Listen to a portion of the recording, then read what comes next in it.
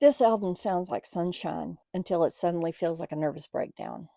In 1966, when bands were trying to figure out just exactly what psychedelic even meant, Love dropped Da Capo, their second LP, an album that somehow feels polished, chaotic, and ahead of its time all at once. And by the end of this video, you'll see why this record didn't just shape psychedelia, it quietly laid the groundwork for punk rock as well. Love was led by Arthur Lee, a songwriter who didn't believe in staying in one lane. He pulled together a band in Los Angeles that mixed styles like a kid dumping every color onto a canvas.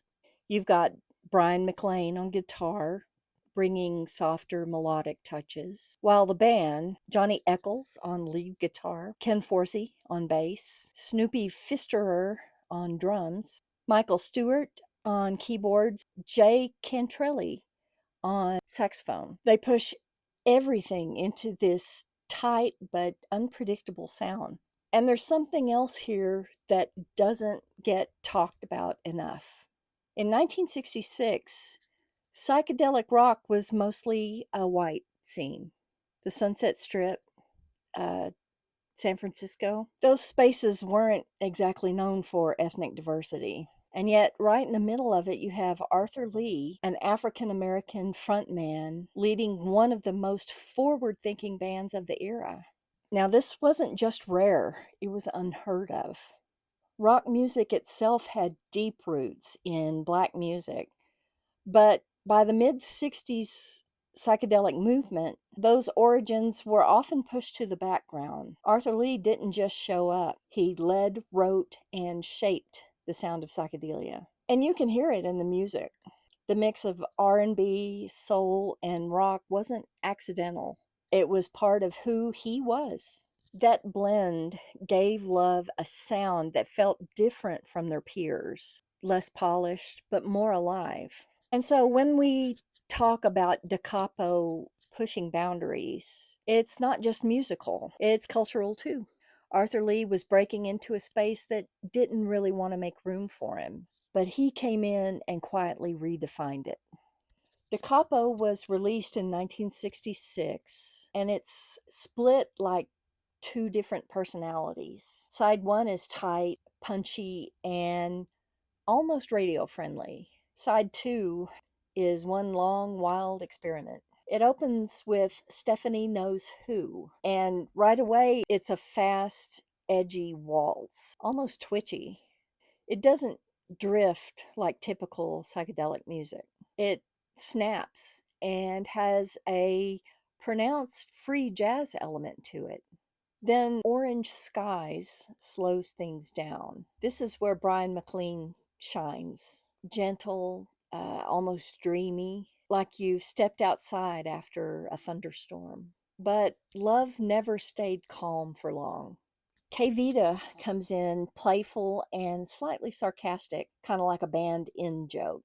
And then comes Seven and Seven Is. This is the big one. Fast, loud, explosive. It builds and builds and builds until it literally detonates at the end.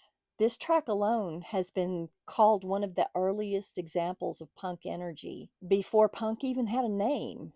And it's my fave track on this LP. The Castle and She Comes in Colors brings things back to melody, but with a strange off balance beauty. It's like the band showing you that they can do pretty, but just not for long. And then side two, Revelation. One track, over 18 minutes long. It's loose, jammy, and kind of messy, but that's kind of the point. This is Love stretching out, seeing how far they can push the idea of a song before it breaks into pieces. And here's the thing, this album confused people. Was it a pop record? A psychedelic trip? A jam session that got out of hand? But that confusion is exactly why it matters. Arthur Lee was blending rock, R&B, folk, and even jazz-like structures into something totally new. He wasn't chasing trends, he was accidentally creating future ones. That sharp, nervous energy in songs like 7 and 7 is, bands in the 70s punk scene would pick up on that same urgency. The idea that a song could be short, fast, and a little dangerous. It's all right here. At the same time, the softer tracks showed how psychedelic music didn't have to be all noise and effects. It could be emotional, melodic, and still feel strange. So, the real turning point of Da Capo isn't just one song. It's the moment you realize this album is doing two opposite things at once. It's redefining pop music and breaking it apart. Da Capo isn't as polished or as famous as Love's next album, their big one called Forever Changes. But that's exactly why it's so important. This is the sound of a band experimenting in real time, sometimes landing perfectly, sometimes overshooting, but always moving forward. It's psychedelia before it became predictable, and punk before it even existed. What's your favorite Love LP? Are you more of a fan of Forever Changes? Tell us in the comments below. This is a wonderful album, and I'm going to leave some really great links for you in the description, so please check those out. Thank you so much for watching, and I appreciate you all so much. If you enjoy my content, please think of liking and subscribing. It it really helps my channel grow, and I appreciate it very much. I will see you in the next one. And don't forget to love.